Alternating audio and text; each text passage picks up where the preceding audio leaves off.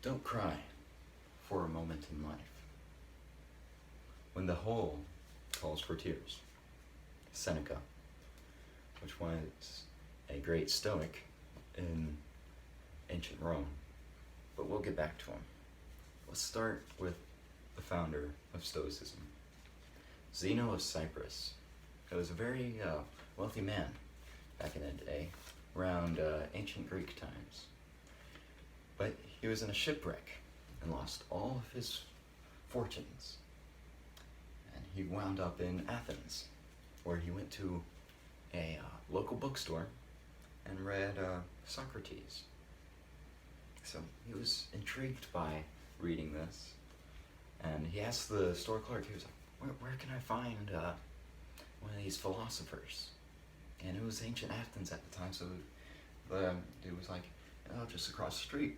So Zeno of Cyprus went over across the street and learned under the philosophers.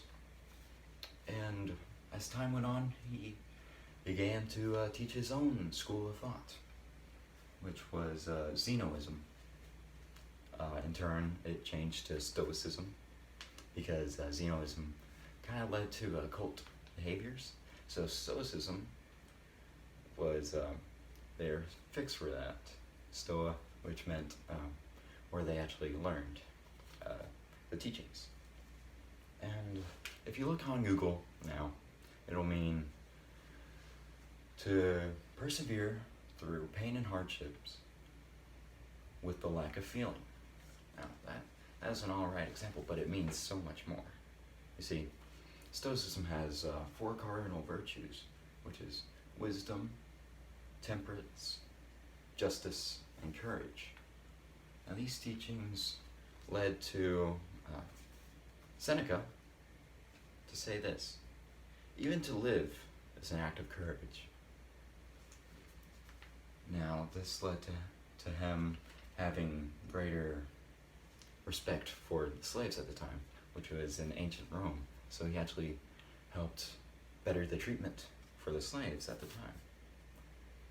And as time goes on, you see Marcus Aurelius, the last of the 5 great emperors of Rome, was a great Stoic, because during his time as emperor, he had to go fight 2 great battles, and he was away at war a lot, and his children died. So he was going through some hardships, and Stoicism actually helped him get through that. Stoicism practically, life is tough, but you keep going. He actually wrote the book Meditations of the Emperor, which helped Nelson Mandela in his fight for racial equality in South Africa. He read this book when he was in prison, and this led to him saying for the movement, let's not dwell on the problems of the past, but let's fix the problems for the future.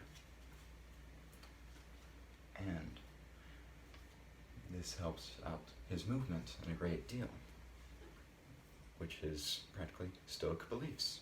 Now, Massimo Pigliucci helped me with researching this. He had a great TED Talk over Stoicism, and he found this one quote from this ancient person named Epictetus. And what he said was, we suffer not from the events in our lives, but from our judgment about them. Now, this is a great summary of what Stoicism actually is, our perspective over what the problem is.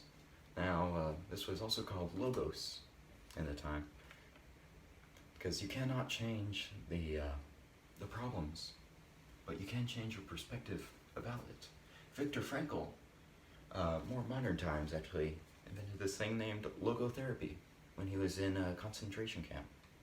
And it is to harness the willpower of the human to fill a life with meaning.